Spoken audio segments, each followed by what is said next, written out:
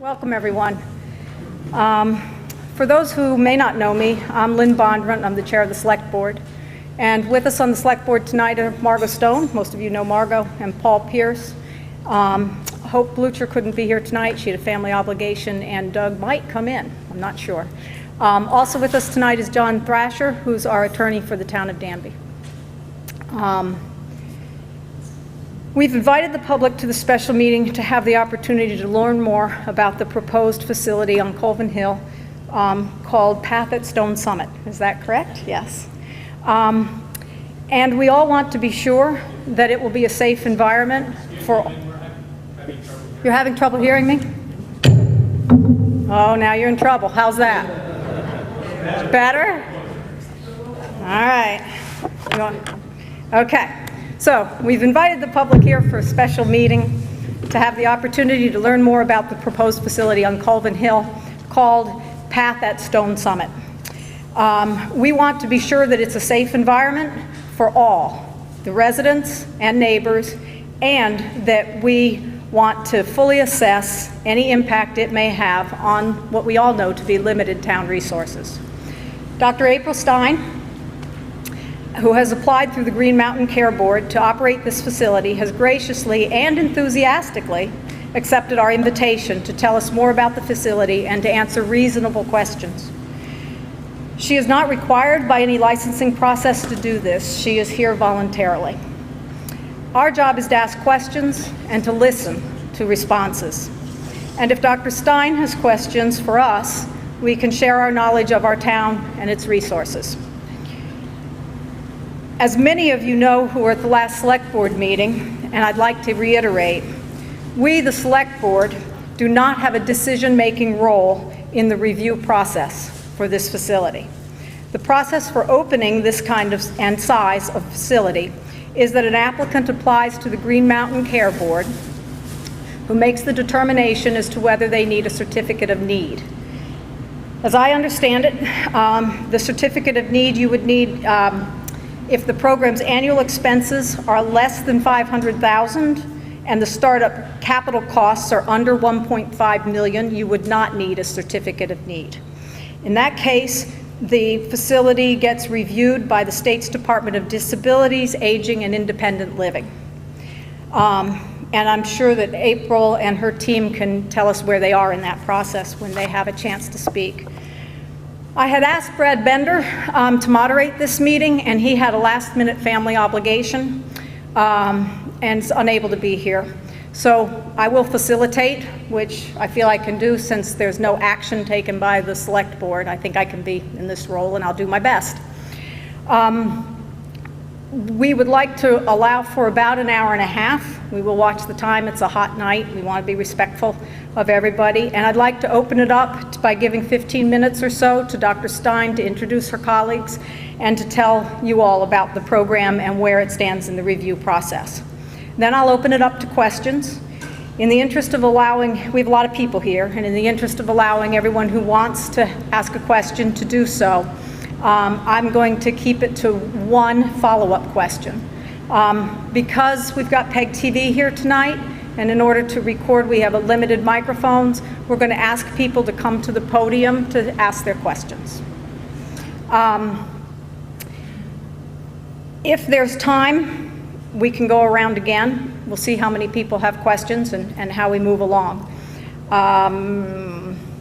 Also, at the very end, I would like to leave 10 or 15 minutes in case April and her colleagues have some questions for us as a community.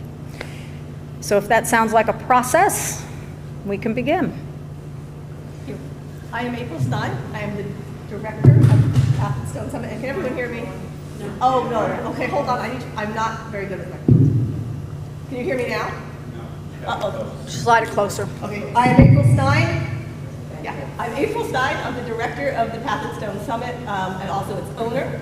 Sitting next to me is Mike Munson, who is our counsel, and Jerry Rudd, who is our chief operating officer and on staff. Can people hear? So I want to introduce myself a little bit, and then, as Lynn said, answer questions. But the first thing I want to do is tell you a little bit about me and Path, and hopefully assuage some of the anxiety that I know people are having about the program. So I'm a licensed clinical psychologist. I have been in practice for close to 25 years, which is a little embarrassing when I think of that because of my age, but I was licensed in 1991. And most of my career has been spent working with young adults in one capacity or other. I went to college here in Vermont. I went to Bennington College, and I've always had the dream of coming back to Vermont. So I've lived here now for about 11 years, and previously for 6 years before moving on to get my graduate degree. And again, as I said, most of my career has been spent working with young adults and trying to help them figure out who they are and how they can develop into active and engaged members of our community. My specialty is in mood disorders, anxiety and depression. And one of the things that I found as I was working with young adults and as my role as the Director of Psychological Services at Bennington College currently is that there are very many young adults in our communities who are desperately seeking help for anxiety and depression and who actually are doing a tremendous amount of work to get that help, but somehow are still having problems with failure to launch or failures to transition into adulthood. And so, as I talked to them, several significant problems always came up. Often there were young adults who had gone away and actually tried to go to a hospital and get treatment. There were young adults who had tried to go to college and get treatment. And one of the things that happened is that they would go away. People are looking, can you hear me? Okay, good. They would go away, and then they would end up coming back to the very same place that brought them the problems to begin with. Either problems with their families at home, problems with, if people have been in AA, problems with people, places, and things. They would go right back into the same community that they were trying so hard to break out of, troubled issues. So what we decided to do is we talked with a number of my colleagues and said, what would be the thing that would actually help young adults most transition effectively if they can't make it in college, if they can't make it in the workplace? And we decided, looking at all of the work that I'd done in inpatient facilities, looking at work that Jerry had done in residential facilities, we decided that the thing that is missing most in all of the Next Step programs that I know of is a program that emphasizes what we call vocational rehabilitation. It means the ability for people to join a community, work in a community, and actually have a long-term place where they can become members of both the home community and hopefully a community that's larger than that. And so we decided to start Path at Stone Summit. I want to say, first of all, there was a really lovely letter written by Oliver, who I don't think is here tonight, in which I was very moved by his thoughts about how we could help as how we should welcome a rehab program into our community, but I want to emphasize that we are not a rehabilitation program. We're not a substance abuse rehabilitation program. We are a vocational rehabilitation program with the emphasis on helping people learn how they can get back into school or jobs. We are taking people we do not take active substance abuse people. We are working to help people who have struggled with mood disorders, anxiety disorders, bipolar disorder, find a way of relearning how to function. And the way we do that is in 3 tiers. The first tier is basically these people will come to our community, and for 4 to 6 weeks, they will stay in our community working on our residence, which is a farm-like residence, working with our animals, working in our garden, working in at housework, and going to groups all day where they will learn basic skills of living. Things like managing your depression, managing your anxiety, job skills training, leisure skills training, because one of the things we really found in this community was that there are so many people who literally don't know how to have fun. How do you learn how to have healthy, appropriate fun? So they will spend 6 weeks in that facility, during which time we will be working with them with individual therapy, with vocational rehabilitation services, with job coaching type skills, and when they are ready, we will be helping them find volunteer jobs in the local area in which they can start practicing these skills in the real world.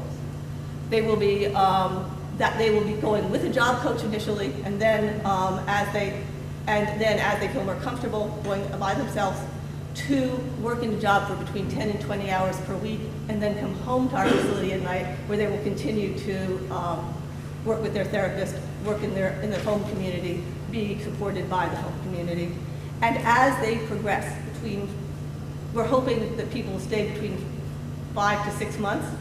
as they progress in the community and feel like they are really making tremendous progress, we will help them go home, but with the skills they need, help them find a job from where they came from if they want to. Maybe they'll have found a job here and want to stay, but help them progress so that they can live independently. We are not going to take anyone who will not be able, when they leave, to function effectively and fully in a community. I know that there have been some concerns about security. We will have on staff somebody who will be on staff, 2 people will be on staff at any given time, 24 hours a day. I know that there were some questions about cars. Residents will be permitted to have cars on a very specific basis after they finish the first tier, and that will only be if they are going to a job that requires that they cannot get there by us in our circuit. That will also only be after they have been worked with the team and found that they can be responsible. And we will not ever have residents have more than 2 cars on site at a time. Oh, thank you so much. We are going to be a tiny facility, mostly because we feel that having a community feel and a home-like atmosphere is tremendously important. So we are starting with 4 residents. At most, we will have 8. We will never go above 8 residents in the house. The house has 5 bedrooms. We will have a suite in which two people will share 2 rooms. So we'll be 2 rooms, we'll have 2 people each, and then we have a suite where 3 people will be living. And then we have a handicap accessible room in case we have an additional person. That is when we are at full capacity. Anything else I'm forgetting? Staff will live there. Staff will live there on site. Emergency response. Emergency response. I know that there were some concerns about emergency response. The first thing I want to say is that we are not anticipating that the people we have coming to stay with us will ever need any kind of emergency services any more than you and I would. We are not taking people who have any kind of violent record. We are not taking people who are who are actively using substances or who have used substances in 30 days. We are not taking people who we think are going to be either a danger to themselves or the community. So that frankly, they're going to need emergency services just as anyone else in our community would. However, we will have staff available. That's why we have 2 staff on at all times who will be able to take somebody and transport them in an emergency. Security. Oh, thank you. Leaving the house. Yes. Because we are a residential facility, and by the way, we're called a therapeutic community, is what we would be licensed under. We do have a lot of restrictions on how people come and go. Frankly, this is not because we think that they are in any danger to a community or in any danger to themselves, but because we are responsible for them while they're with us. So we have a curfew. People are not in the first tier, that's the 6 weeks, are not permitted to leave the house without staff or unless they are going to be going someplace or have a pass. Other than that, they will be with us at all times in the facility. We have a curfew for people who are on a different tier of 9:30 at night. Everyone needs to be in and accounted for. We also have a security system in place that tells us if people leave their rooms after a certain time at night. And the reason we have that is, again, not because we're worried about people doing anything illegal or violent, but frankly because one of the things that happens with young adults that we are afraid of is that people tend to commingle. And we have strict rules about people having special relationships. They're supposed to have relationships with everybody. So, did I answer everything now? Absolutely. Okay. Maybe you could just also please tell us where things are in the licensing process? Yeah, I'm happy to answer that question. I'm so sorry, it's mostly like joking. So in Vermont, therapeutic community residences, I speak pretty loudly, I probably don't need this, are licensed, as Lynn said, by the Department of Disabilities, Aging, and Independent Living, Department of Licensing and Protection. They have a special set of regulations and a special process for licensing therapeutic community residences, which is what this is. So that application has been submitted, and once PAC obtains a certificate of occupancy, a representative from Licensing and Protection will come down. We'll meet with April, and the staff will go over all of the policies and procedures of the organization. we'll do a walkthrough, and at that point, the regulatory entity can make suggestions or requirements that PATH will then have to fulfill before it can get its license. So they have reviewed the application packet, and I've been working with them regularly, providing them information that they need. The regulations specify what documents they need to be included in the application, including background checks of the employees, and letters of recommendation for April, a floor plan of the house, and the like. Obviously, a certificate of occupancy is a requirement, which means we've been working with the Division of Fire Safety on code compliance issues.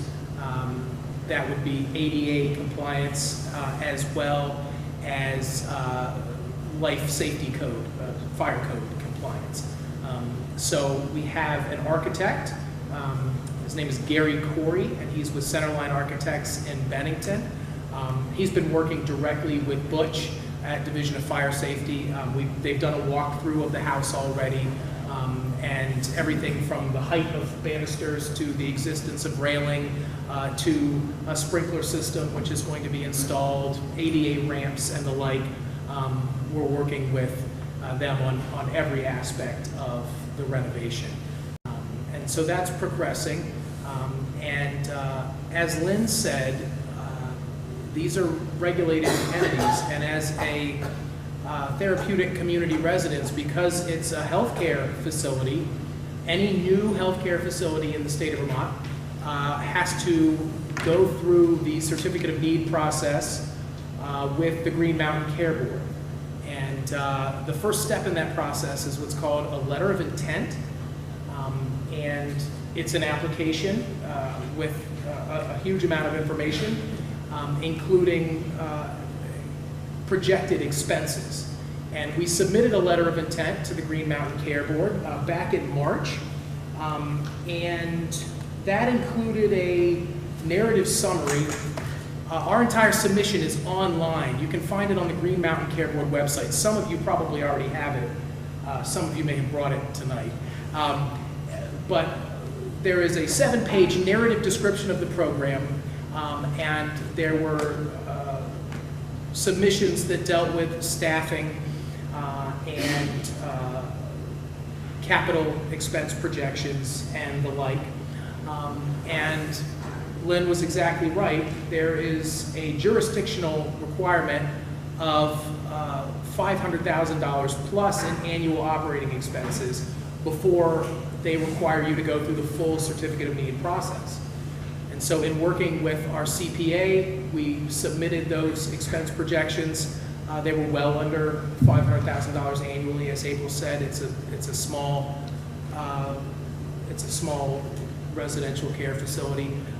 And as a result of that, the Green Mountain Care Board issued a no jurisdiction letter, which said you do not need to go the next step in the certificate of need process. That doesn't mean we won't be licensed. We have to go through the whole licensing process with the Division of Licensing and Protection, as all therapeutic community residences do. I hope I've answered the question. Thank you. I think that gives us a basis to begin. So I'd like to open it up to questions. And again, if people come up here so that everybody can hear you, hope you can hear me still. And please restrict it to maybe one follow-up question. We're looking for some dialogue, but we do want to make time for other people to speak. If in fact other people don't want to, then we can change up the rules a little bit, but let's give it out. So who would like to start?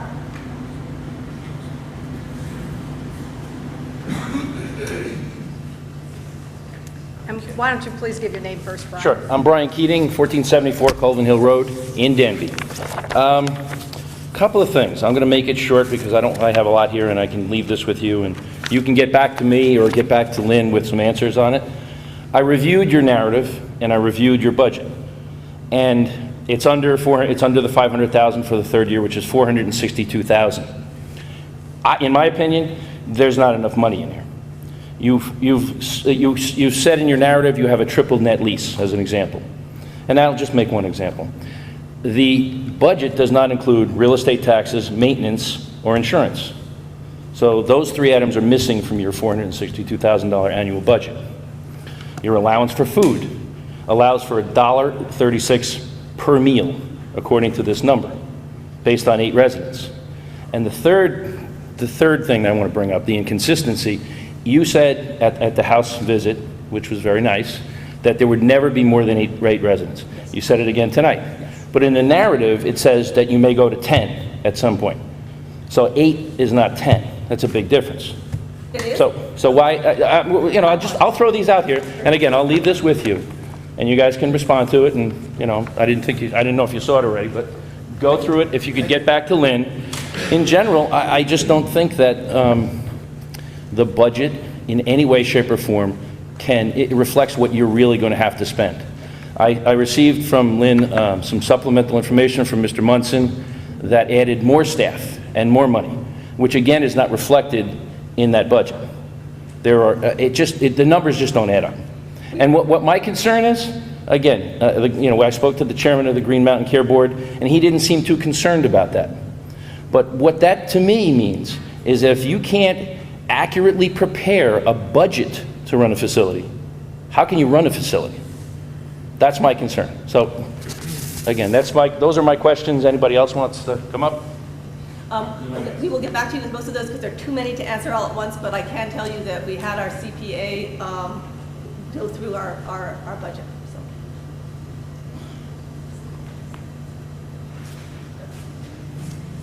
Another question? What about the other questions? I was just curious. I can't answer all of them. It's either 8 or 10. It will be at 8. This was The narrative is incorrect. yes. This was written 3 months ago as we were preparing and thinking about our program. This has obviously gone into some transition. We will never go above 8 people. Will you be submitting a correction to the narrative? I don't think so. One isn't required, okay, but It may not be required, but it may be a useful thing to consider. yeah, I can just say that if Pat's operating expenses change or they go above $500,000, we're required by law to submit that information to the Green Mountain Care Board, and we will do so. But at this time, our CPA calculated the projected expenditures for this project. We submitted them to the Green Mountain Care Board. The Green Mountain Care Board found them to be reasonable. Those expenditure projections haven't changed, although a couple of other details in the narrative, as it was written on March 18th, have changed. Would you like, you next in line? Please state your name. David Middleton, 1399 Raymond Road. I just have a observation that follows by a question. The location you've chosen is remote. Recognize, you can't argue that. It's remote. Remote to the point where maybe inaccessible in the winter, that we know up there. And it's remote also in the sense of community, in that it's not handy. There's no public transportation. There's no main road. And Danby is a community, probably safe to say, that is bereft of economic opportunity, of just a small number of working businesses here. And yet you chose this location, and in your narrative you emphasize the role that community plays in your therapeutic responses. So that to me makes me curious as to why the physical remoteness, which would seem to be for the health of your community, of your patients, 45 minutes, 50 minutes to a hospital. Why did you choose that remoteness of the building, and why Danby, which seems to be does not have any of the requirements that you seem to be emphasizing in a community such as Bennington or Rutland that would have so much more opportunity for your patients? Actually, this one I can answer. So, yes, Danby is very remote. And it was actually, I will be blunt, not my first choice of where we were going to be, for several reasons. One, we do have a van that will be transporting our people places, but it is a trek for us, and I would have preferred to be a little bit closer. Frankly, I found the house as I was driving around enjoying Vermont and fell in love with it and thought it would be a perfect location in terms of everything else. The first part of our program is we're trying to emphasize a community inside of ourselves. And what we really want to do is have some animals, have a farm, have a gentleman's farm, some animals for people to take care of, have a community feeling in which people are really in a safe parcel of land, somewhat remote from other activity. And that's why when we saw the house, we thought it would be perfect. I must say that I did look at several other places closer to Bennington and Manchester, and for logistical reasons they fell through. My first choice was actually in Wilmington. It was a beautiful house, and we just needed way too much work. So that's the answer. Do I get a follow-up? You do? Yeah. Follow-up. That was, thank you. The other part is the sense of community is, with such animosity of your neighbors, immediate and not so, how do you plan on fording that gap to become a part of the community when you are already not wanted? You know, I need to say that I did not anticipate such animosity. I'm really sort of surprised and saddened by it.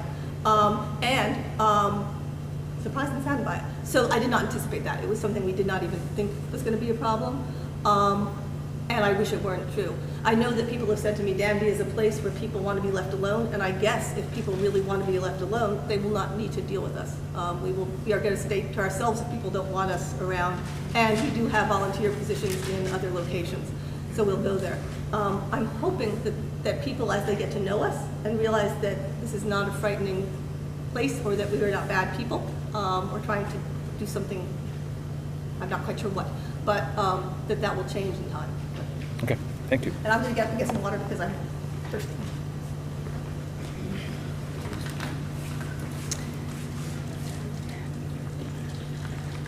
We've got a next speaker coming up.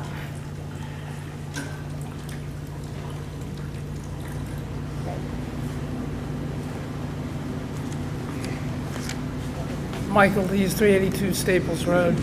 So you've obviously thought about this in terms of location and risks and benefits to different sites. So tell the audience, what is the benefit to the town of Danby and our citizens with you coming to our town? You know, I very much hope. When I first saw Danby and realized things like the library is only closed for it was only open for very short periods of time, I was actually hoping that we could join the town and be more active members of the community, offer volunteer services at the library, offer volunteer services if they were needed places. So that was one hope, one thought about it. The other was that we were taking a distressed property and hopefully making it beautiful and better. And have you considered what the risk of your coming to the community has been and what that would entail? I'm not sure, but if you want to tell me about some risks, I think Well, as a homeowner coming into a community with a concern about a facility such as this, as a prospective buyer in the future, I might not want to buy a house near a facility like that. And so if other people are coming to look at the town of Danby and they have a similar situation, then the demand for our housing goes down and subsequently our prices. And that then inflicts the tax base and the receipts that the town has to work with. And so I consider that a harm and a risk to your being here. I am not a CPA. I would be surprised if our facility, which is beautiful and small, would do that, but I can't answer that question. So. Thank you. Next person.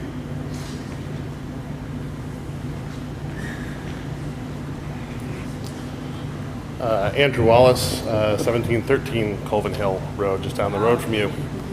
Sorry, I'm used to talking not into microphones, normally talking like this. Andrew Wallace, 1713 Colvin Hill. I'm of two minds of this. First mind is I believe that a facility like this is needed and has a place. My second mind, and I'm ashamed to say this in some ways, is I'm getting the feeling of not in my backyard. That's my issue. I'm not a full-time resident. We are not there nearly as much as I want to be. It has been a vacation house for my family since '69. It's empty a lot of the time. And my concern, my first question is, what process are you going to have in order to make sure that the residents that are in this facility are not an issue for the community, not going to be going out to my barn and drinking beers, which has happened in one of my barns. I've gone and found mattresses and dozens of beer cans. That I can answer. Please do. And again, I really don't, I'm not gonna bullshit about stuff. We are a facility which is opening itself up to voluntary people. No one can come there without going through a very, I had a student the other day tell me that my application process was actually harder than college.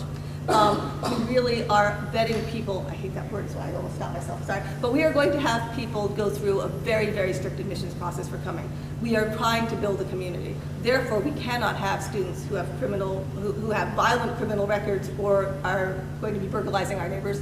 We cannot have students who are going to be drinking beer or bringing any substances into a program that doesn't allow substances, and that if it did, would actually be detrimental to some of the residents there. We cannot have residents who are not wanting to come there and work. Any resident that breaks any number of our very long laws will be asked to leave, and people are not going to want to be asked to leave because they're trying to get better. And if they do break a law, they will be asked to leave. Or a rule, they'll be asked to leave. We also do have a security system in place which will tell us if anybody leaves the property, and we'll make sure that that person is found. And if needed to, we would go after them, but that is not going to, I think, be an issue. We also have staff on 24 hours a day who are going to be very aware of comings and goings of residents. Any resident that uses substances while in our program will be asked to leave immediately. So. Okay. My follow-up to that is,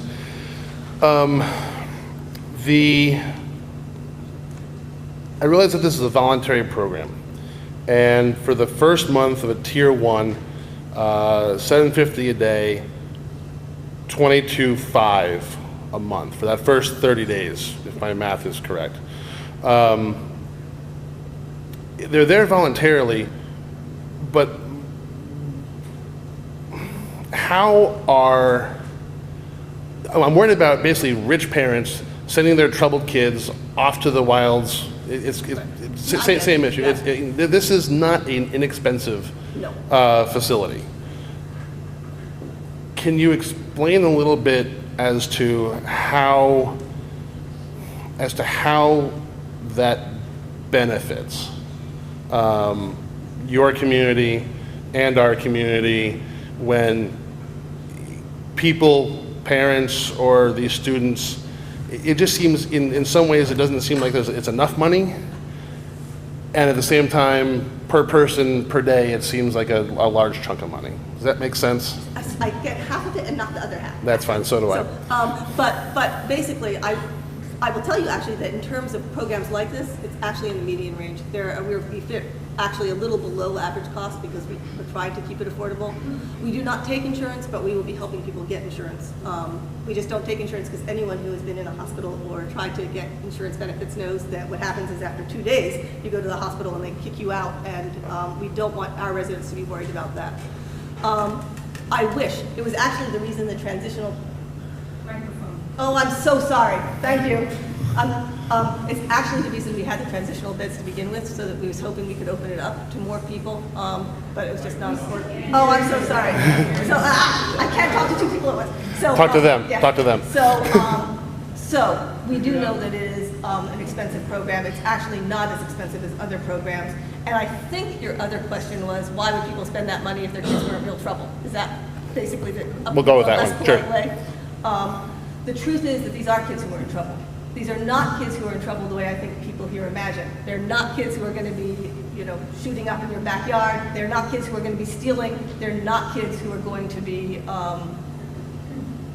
trying to commit suicide, even in our houses. What they are is kids who have struggled for enough time that an educational consultant, a parent, a school has said, these kids are not work. These kids have not been able to make it without this, and in an attempt to help them get there, they'll be there.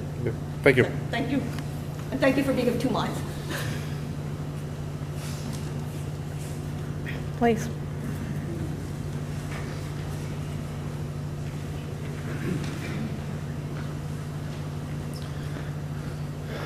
Christian Brown, Dutch Hill Road. Thank you. Hand it, Mike. I don't know how to. I don't know where you are. Sorry. It's okay. Thank you. That might help. My question for you is, you're saying here in your paperwork that you're going to be looking for young people who struggle with a series of psychiatric issues, depression, anxiety, bipolar, and personality disorders, but you're not going to be bringing in people who don't have 30 days sobriety, who may or may not have suicide risks. And this is a very high-end facility. And the second part of my question is, it says you're going to be drawing from the community, 70% from the community, is that right? From the Vermont community? My question is where are you going to find these residents that want to voluntarily come to the facility? Because it looks like to me you're looking for, lack of a better term, the best of the worst to come here. And where will you be drawing the volunteer residents to come here? And with the prices you're charging per day there, how is this going to be a place that's really going to be someplace a normal middle-class person could come to? Or is this solely geared at the high class that want to get to Vermont and get out of where they're from and do this treatment? Hi, Christian. Hello, Mike. What we say in our narrative, just to correct you, is that we anticipate approximately 60% of residents will come from local and out-of-state colleges. And our hope is that 40% will be drawn from the Vermont community. And then we've listed there our major recruiting sources, one of which is Brattleboro's adult program. Actually, and if we said 60%, 40% were coming from the Vermont community, then we were in error. I don't think 40% are going to mistake on our part. But anyway, I anticipate that most of the young adults that come from Vermont will come from the Vermont colleges. I work at Bennington College. I've worked there now for 11 years, and every year I send about 5 students, maybe a little bit more, home who should be able, because of their cognitive abilities, because of how much they're invested, they should be able to work at college, and because of depression or anxiety or bipolar, they can't. So it's people like that who we're hoping to draw from. But outside of, say, the Bennington College area and other Vermont colleges, Middlebury, UVM, where else from out of state would you be looking to draw these people in? There are people called, there are people called educational consultants who spend a lot of time trying to help students figure out how they're going to get most effectively to where they are, and much of our people will come from there. Okay. Thank you. Was that a little better with the microphone? Yes? Okay. Dan?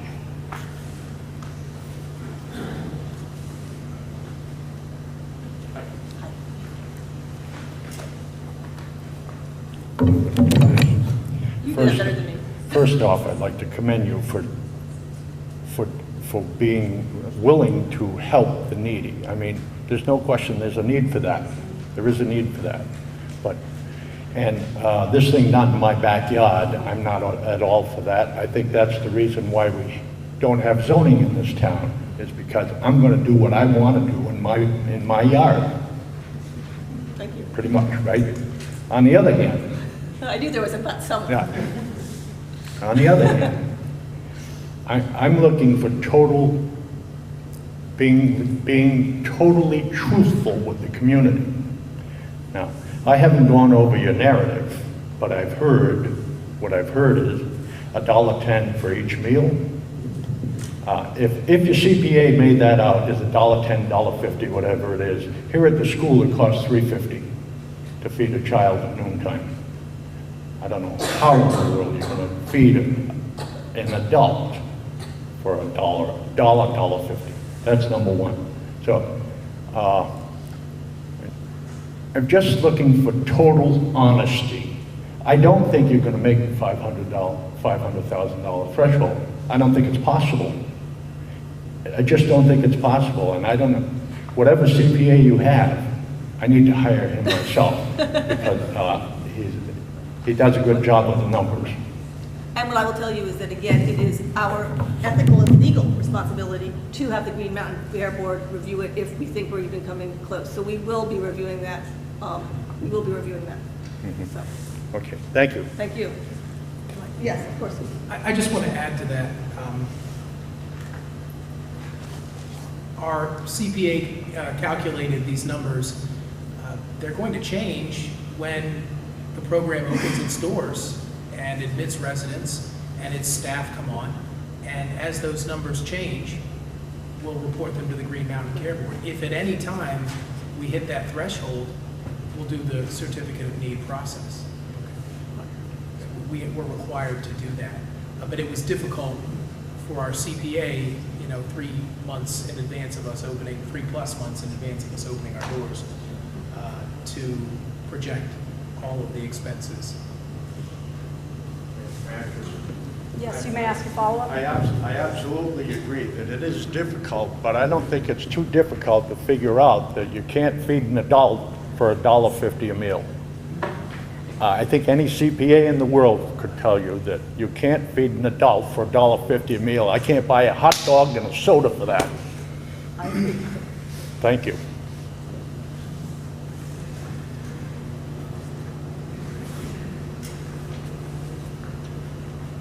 I'm Don Nichols, 669 Corey Hill Road. I live on that end of town. I'm going to ask one question to the audience. If you're in favor of this, raise your hand. Do you see any hands out there? 1, 2, 3, 4, 5, 6, 7. It seems to me that everybody in town heard about it after you were already here and we're doing it. You never came to the community and asked what they would have thought. My family's been here my whole life. I just think that you were sneaky, and there's no way to win in this town. They can all put a 4x8 sheet of plywood in their front yard and paint it orange and write on it, "You're not welcome." And there's nothing you can do in this town because we don't have zoning, and it seems like the majority of Calvin Hill doesn't want you here. And if I was driving my kid up and I had to read every one of them signs before I came, it might want to ask you, why here? I mean, I'm on that side of town. I don't have to see it, but they all do. They're the ones you have to deal with every day. And I work for a bunch of them, and they didn't know about it until you were already there doing it. Not very neighborly. Do you have a question? I'm done. Thank you. Thank you. I'm sorry you feel that way. And thank you for the people who raised their hands. I am very grateful. Do we have another? Yes, please.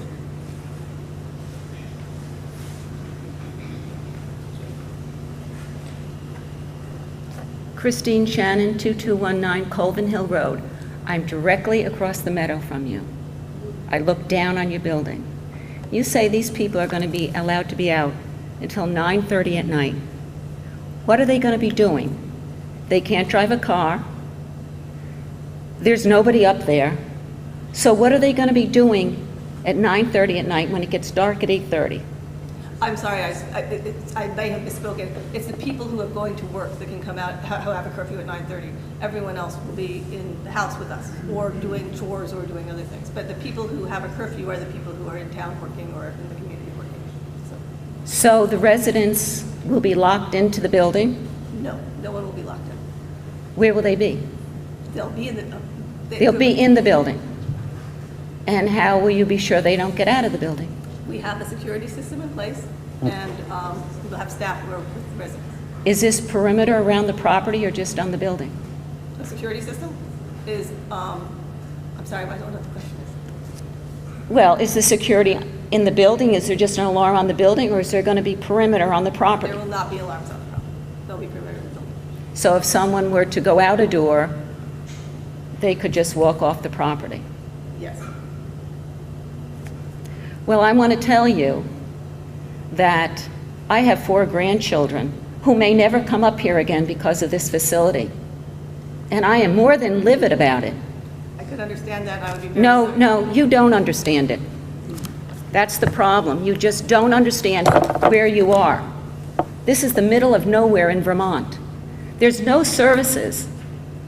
There's no hospital, there's no doctor. Sometimes there's no plowing if there's too much snow. We've been snowed in for 3 or 4 days. So, Do you have another question, or? no, Thank you. that's it.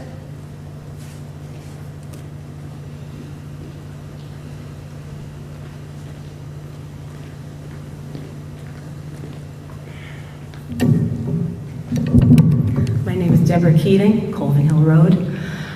You spoke about your security system. I'd like to know a little bit more in detail what type of a security system it is. I read your narrative and I did not see a line for that in the narrative, and I know that security systems are pretty expensive. Wondering about the inside security, the outside security, and the personnel security of your facility. I cannot speak to my security system because I am actually not the one putting it in place. Want to talk about this, or? We haven't installed it yet. We haven't chosen a security system yet. So we don't have an answer on that? No, When can we get an answer on that? I don't know. Okay. Seems a lot of unanswered questions tonight, and it doesn't bode well for a lot of people. Thank you.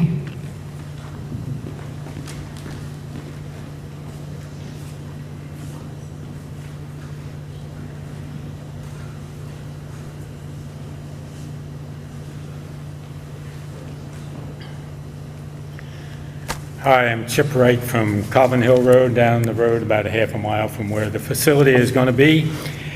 And I wanted to follow up a little bit on Brian's comments and Dan's comments relative to issues in the budget. And certainly, it was highlighted in my thinking how you're going to feed people on the minimal amount that you have allowed here. And one of the things that Brian brought up, and I can't remember exactly which one it was, but the only answer he got was a rather cavalier, well, the CPA did it. Well, the CPA has done a lot of things here that just don't seem to make sense, financial sense.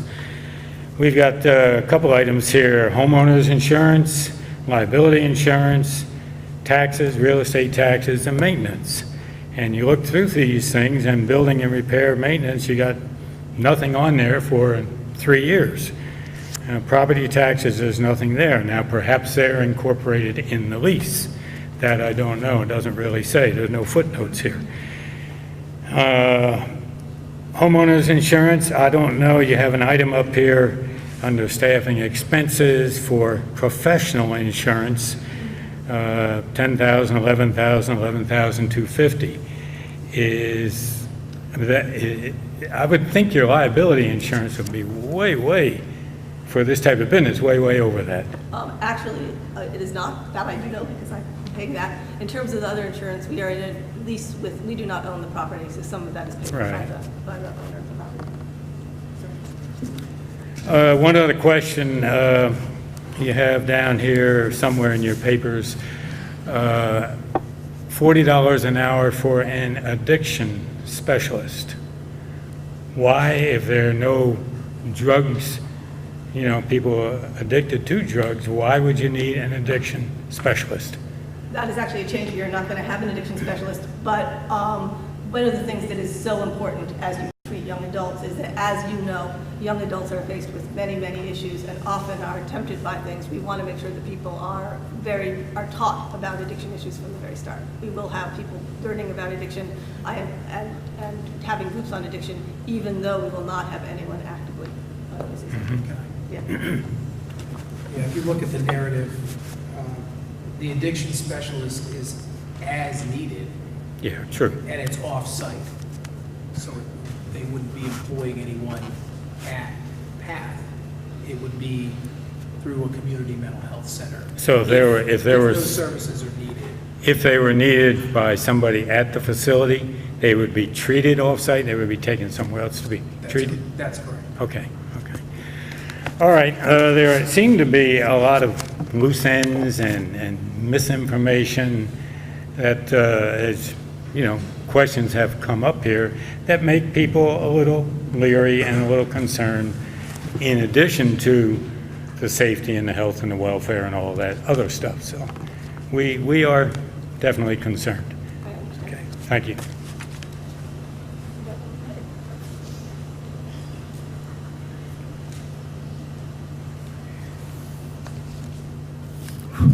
John Gerardo, Highview Ridge, that's right off of Calvin Hill. I'm interested in what are the qualifications of the security people that you mentioned you were about to hire? I don't think we said we were going to hire a security person. Didn't you say we were going to have two security people? System. A security system. Is this an electronically run system, a robot, not a person? Yes. Okay. I lived on this road for 25 years. It's very remote, and I couldn't wish for better neighbors. I feel secure, safe. I've had 2 real emergencies, and my neighbors have come to my aid. I don't know who my new neighbors are going to be, and I'm going to be very honest with you. I'm not just a little bit concerned. I'm scared as hell about who's going to be walking up my driveway. I have 18 grandchildren, and at night, there are no lights, there's no police patrolling, there's nobody out looking out for whoever's on the road. I don't know, and you haven't really satisfied my anxiety about, are these people really a potential danger to themselves or others? In fact, could I ask a double question here? Could you, in layman terms, please describe to us just what kind of treatments are going to be dealt out to the psychological disorders? Try to explain that in layman terms. I can try to do that, and actually, I'll tell you about a person changed so that no one could do it. Oh, I'm so sorry. Thank you. I moved too much. So, I will tell you about a person who is actually looking at our facility. April, I was a teacher. Can I just play teacher for a bit? Slow down so everybody can hear everything you have to say. Thank you. I'm going to give you an example of one of our students or residents who are coming. And I'm actually thinking the word student because this is somebody who is working with me right now who, and again, it has changed because confidentiality is so important. So, the kind of person, the person I'm working with right now who's considering coming to our program is a young adult. She is 19. She has finished her first year at college. And 4 months ago, while at college, she started having significant depression. This was a kid who was top of her class up until that time. And because of her depression, she was unable to get out of bed. She was unable to go to classes. And the last one of the things, or actually a good thing about it, is that part of being in college is going to medical school. So this kid, who had been getting straight A's before, dropped out, or took a medical leave from school and went home where she got some treatment, came back to school and is doing somewhat better. However, her ability to concentrate, her ability to attend, her ability to feel as she did when she first started in school, and her ability to get good grades has dropped tremendously. At this point, she decided that she wanted to think about more further treatment. These are the kinds of people we are taking. We are not talking about people who are in need of a hospital. If they need to go to a hospital, they need to be in a hospital. So. Am I to take that as there's no potential danger to themselves or others? Every one of your patients. What I will tell you is that, as you know, no, I cannot promise you that mistakes are ever made. The people we are taking have we have screened for danger to self and other. We are not taking people who are violent. Do you mind if I ask them, why would it take a 3-month or a 6 or an 8-month program? Because in order to learn how to do a job, you need to have time to practice it. Is this a vocational rehab? That's what I said. Yes, it is vocational rehabilitation. Okay. One last question. All right. this is kind of personal. How will you respond if and when property values of your neighbors have an adverse impact and they decline? How would that make you feel? I think we want to know just how you feel about that. Again, I am very, very sorry that we live in a world in which property values would go down because of a program like this. That's all I can say. But don't you understand, that's a pretty flippant answer. These people, so many of them, I know I'm in the category, my whole life is in my property and in my home. Without that, I have nothing. And if I go, because I'm no youngster, my wife is going to be stuck with a piece of property now that it's not going to be worth much at all. Now, and you know, if you doubt what I'm saying, when's the last time you've heard of an advertisement for a house for sale? Pay attention, we're close to a rehab facility. That's going to up the value, right, of the house? I hear your concerns. Well, how are you going to deal with it? That's what we're looking at. We're frightened for our financial security and for our safety. I mean, have you ever been up there at night? It's pitch black, there's not one light. There's no cops running around, there are no vigilante groups. What happens if one of your patients get out of hand? And, you know, they've made mistakes before, there's no guarantee that they're not going to make mistakes again. John? So I think your last question was, what happens if somebody gets out of hand? Let's answer that question and then move on. No, let's if April would please answer that question, we'll move on. Thank you. We do have an emergency procedures in place. Again, we are not anticipating that people are going to get out of hand in the way that you're describing. However, we do have staff who are trained in dealing with these kind of emergencies. I need another drink of water, so I'll hand this to you. You can do that while we see who's next at the microphone. Do you have anybody else with a question? Ann?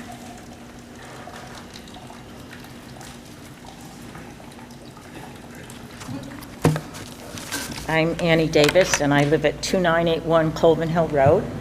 And just step up to the microphone. thank you.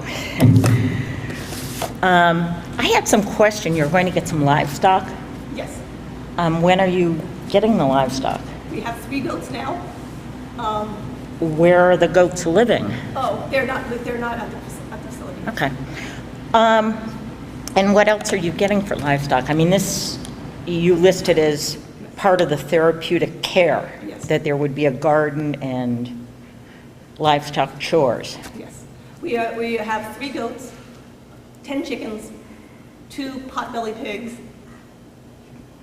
and we may be getting some minis. We initially were going to get some horses, but decided that that's not a good idea for now. Well, it's interesting. It's kind of like your food and recreation budget for your residents is not much, and it's also not much for your animals. My second question is, when do you plan on opening up and actually having people? At this point, we are aiming for July 1st. So you're going to have a garden on site for these people to work in July 1st? And you're going to have facilities for these animals? This is going to happen in the next 6 weeks? Yes. I'd be rather surprised. I don't know if anyone else wants to address that. I mean, I certainly know what veterinarian bills are, and this is not a sustainable budget for people or for animals.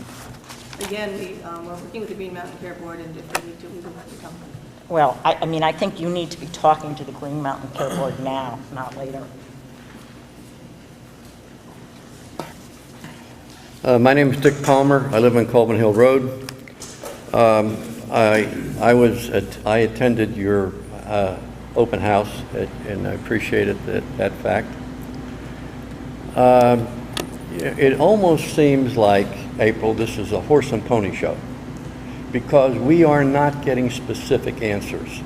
A number of people tonight have asked you specific questions of you or your attorney, and you really have just pushed them aside or said it's the accountant. Please tell us here tonight how you are going to feed somebody on $1.39, and you're going to get your food from a nearby restaurant. 10 or 20 miles away? That has actually changed. We are not doing that. We will be cooking in-house. Okay. Now, how can you feed somebody for I've answered $1.39? this several times, and I'm not going to be answering this question anymore. Thank you. You're not answering the question. I'm not answering. I've answered this as best I can. So Well, you're not answering the question. The other question that was raised because of those of us who live on Colvin Hill or the surrounding roads is security. You really have not given us a specific answer on the security as well. You're thinking about a security system, but you don't have it. Now, we want to know what you're thinking about security, because there are 2 or 3 people in this audience who have dealt with the type of clients that you're going to have, and when they get out of hand, a 175-pound person can take on 2 or 3 or 4 adults like they are ping pong balls if they get out of hand. So I don't know what you're going to do in a situation like that, and I don't know where you're going to get help, because your neighbors aren't going to run home over there and help you. It's a dangerous situation. I absolutely agree. The police can't get there in time. They won't get there in time because they don't respond. A number of us have tried the sheriff. A number of us over the years have tried the state police. It doesn't happen. So you have a rude awakening, because if you have an emergency, you have a major problem and you're on your own. That's a fact. So you haven't answered our questions thoroughly. Now, as far as the situation, as mentioned before, John Murato said about the taxes. Your facility is going to affect the taxes in the people in the Colvin Hill and maybe a little bit of surrounding area. If those people grieve their taxes like we expect that they will do, and you know who's going to get the burden of that? The balance of the town. Many of the townspeople don't understand that, because if the people in Colvin Hill at the moment pay 1/3 of the total taxes in the town of Danby. Now, if they were to be grossly reduced as a result of your facility, what happens? The balance of the town has to pick that up. So what's happening is not only you're affecting those of us who live in Colvin Hill, you're affecting the entire town of Danby. Is there a question in there, Dick, or we should move on? Okay, now I got another question. Well, we have I one have another follow-up question. question. Let's make sure everybody else has a chance first. I have and a then you question. can come back. I'm not finished. I'm not finished. I have a Would few people like to things cede their spot to him? Okay. But Dick, The- it's important to ask questions. I'm going to ask questions, and I have a statement, followed by a statement. You have a septic situation there that is not approved by the state of Vermont. There is a septic for the main house, but there's no septic for the little house. We're aware of that, and you're aware of it. What are you going to do about it? That isn't true. There's a separate septic system for the cottage. Okay, and what is it? Because it's not filed with the state of Vermont. We have complied and are continuing to comply with all permitting regulations for septic and wastewater. I don't think so. Some of our We have no people... further comment. Okay, again, there you are, you're passing the buck. Now, you should be ashamed of yourself. For a person who has your credentials and your professional experience tried to sneak into Danby under the radar, this is not a sleepy little town and where you come in and you expected to do a slam dunk.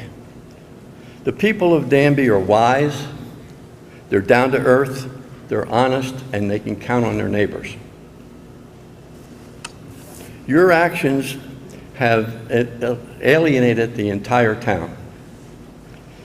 You have falsified your application to the Green Mountain Board, and you not only, you're to fly under the radar, to be under the $500,000 situation, so you don't have to go for a certificate of need. But there is no way that you're going to be able to adhere to that. People of your caliber are not going to work for nothing, even though this is your dream. There are no salaries in there for substantial people. Now, Dick, I think all those points now wait a have been minute. made, and I'd like to be I got sure- two do you more have a question? sentences. Now, what not only have you jeopardized the health, the safety, and the welfare of the people of Danby, you have also falsified your application to the Green Mountain Board and jeopardized them as well. You have. You have jeopardized them as well. And they will continue to know, they'll be informed as to what's going on here. Now, your apology to us is not accepted. You are not the model of a person that we want to call neighbor.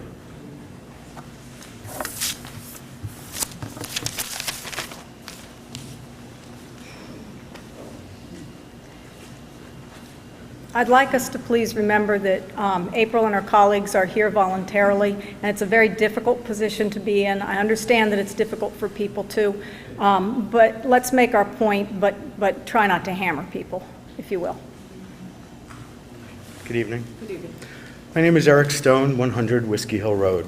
So, question in two parts. First is simple math. So at approximately 20,000 per person per month, is that an accurate number? Sorry. 20,000 per patient per month, is that roughly accurate? It is. Times 8 max, times 12. 1.9 million. And your operating budget is what? I don't think that's right. The fee per day is different in Tier 1 than it is in Tier 2 or Tier 3. Okay. I'll look at that further. That's an awfully big delta. Second thing, I'm a disaster recovery specialist. Do you have a disaster recovery plan? Have you thought through your various contingencies, health, security, etc.? Is such a plan going to be published so that we can read it and feel better about it? That would be really helpful. Thank you.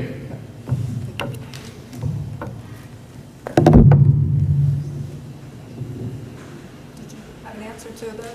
I do, actually. One of the components of the application with the Division of Licensing and Protection is our emergency plan, which details what our policies and procedures are in the case of fire, flood, loss of power, and otherwise.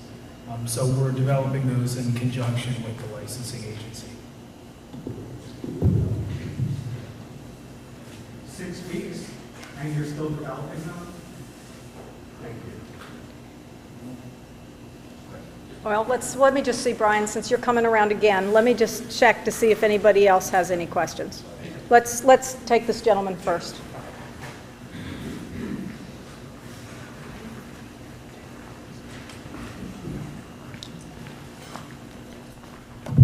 My name's Greg Eaton. I don't live on Coffin Hill.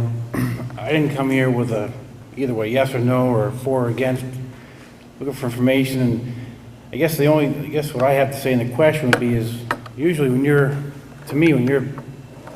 proud or confident in what you're doing, the projects you're supporting, I want to know why you wouldn't have come to the select board, the people who are responsible kind of for governing the town.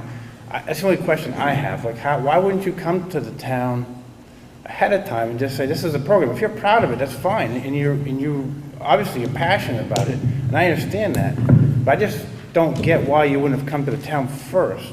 You know, I'm embarrassed to say that this was frankly a question of understanding town politics. We went to the town clerk's office, and they told us that we were doing what we had to. So we did put a record in the newspaper. So this was not meant to be hiding anything. But. Right, that's pretty basic, I guess. It just doesn't give you confidence in what you sit here and tell me, I guess, when I hear it. It doesn't really give me a lot of confidence. And if you're opening July 1st, I just would think there's a lot more information provided to the public, and that's all I have to say.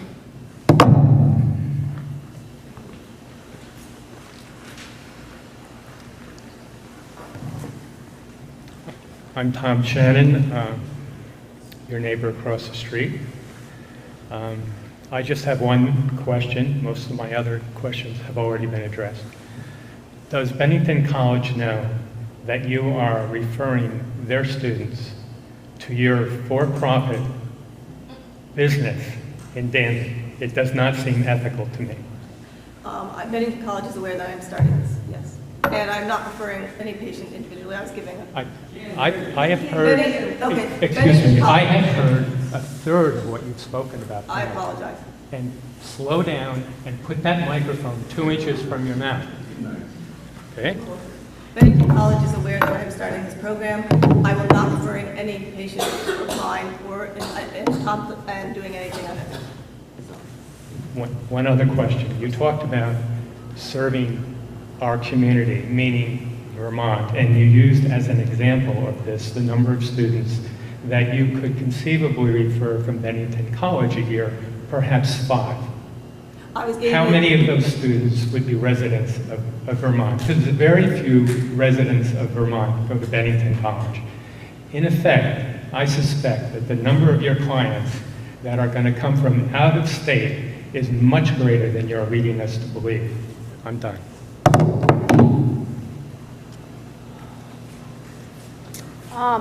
So I've been watching that clock, and I think that clock is wrong. Is it in fact 8:15? So much for good timekeeping. I would like to see if you all have any questions based on this for the audience. And I think there's been a lot of back and forth, so perhaps those have been answered, but... You know, I am so shell-shocked at this point that I'm not sure I could ask a coherent piece, but I apologize to you. Okay. No, I don't have any questions. The only comment I'd like to make is that I know some of you don't agree with this, but we came here in good faith. Our goal was to be good neighbors. We still intend to be excellent neighbors. We are not intending on trespassing on anyone's property. We will have staff there 24/7.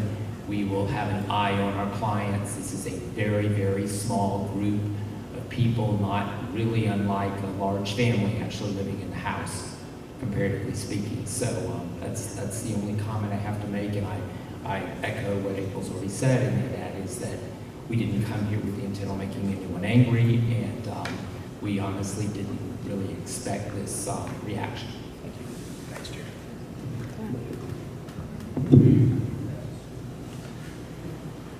Brian, I see that you want to speak. I see that you want, well... But just to follow up to my question. And is it is it a question that we haven't heard already? Because Actually, it's a clarification of an answer.